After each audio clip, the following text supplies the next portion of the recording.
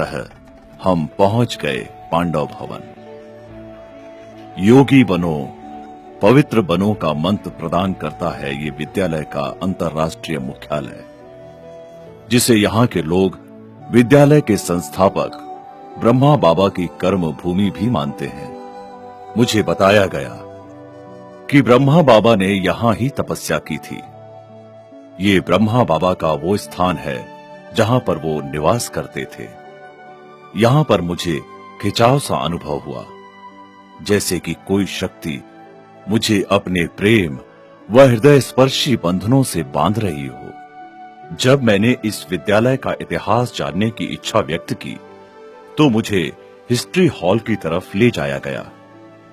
1936 में 60 वर्ष की उम्र में ब्रह्मा बाबा के द्वारा माताओं बहनों के छोटे से संगठन को लेकर इस ईश्वरीय विश्वविद्यालय की शुरुआत हुई। ब्रह्मा बाबा पहले एक सुप्रसिद्ध रईस और हीरों के व्यापारी थे। श्रेष्ठ मूल्यों को धारण कर दूसरों के जीवन को बदलना उनके जीवन का लक्ष्य बन गया। उस परम शक्ति ईश्वर से दिव्य प्रेरणा प्राप्त कर अपनी संपूर्ण चल अचल संपत्ति माताओं बहनों को सौंपकर स्वयं को सांसारिक बंधनों से मुक्त कर परमात्मा के साकार माध्यम बने। उन्होंने नारी शक्ति को सम्मान दिया और आध्यात्मिक क्रांति के लिए प्रेरित किया। ब्रह्मा बाबा ने 93 वर्ष की आयु में अपने भौतिक शरीर को त्याग कर संपूर्णता को प्राप्त किया। आध्यात्मिक सशक्तिकरण द्वारा ही मानवता का पुनरुत्थान संभव है। ऐसा ही आध्यात्मिक शक्ति का अनुभव इस महाधाम पर पहुंचकर सहज ही होने लगता है। यह है ब्रह्मा बाबा का समाधि स्थल। इसे शांति स्तंभ भी कहा जाता है। यहां पहुंचकर मानो ऐसा लग रहा था कि पवित्रता, शांति और शक्ति के प्रकंपन मेरे रोम रोम में प्रवेश कर रहे हैं।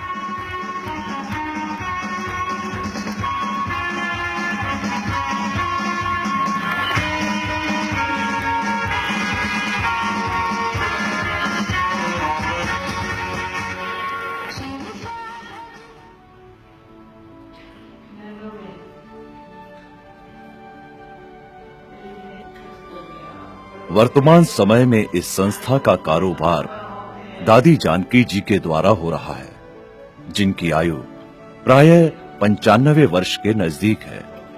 दादी अर्थात बड़ी बहन, जिन्होंने संस्था के प्रारंभ में स्वयं को बाल्यावस्था से ही सेवा के प्रति तन, मन, धन से समर्पित किया। दादियों की उपस्थिति मात्र से ही पूरा वातावरण मधुरता एवं स्नेह से भर उठता है। ये दादियां बड़ी उम्र के बावजूद पूरे विश्व में अथक रूप से निस्वार्थ सेवा हेतु भ्रमण करती रहती हैं। इन दादियों के संपर्क में आते ही अति स्नेह की अनुभूति होती है।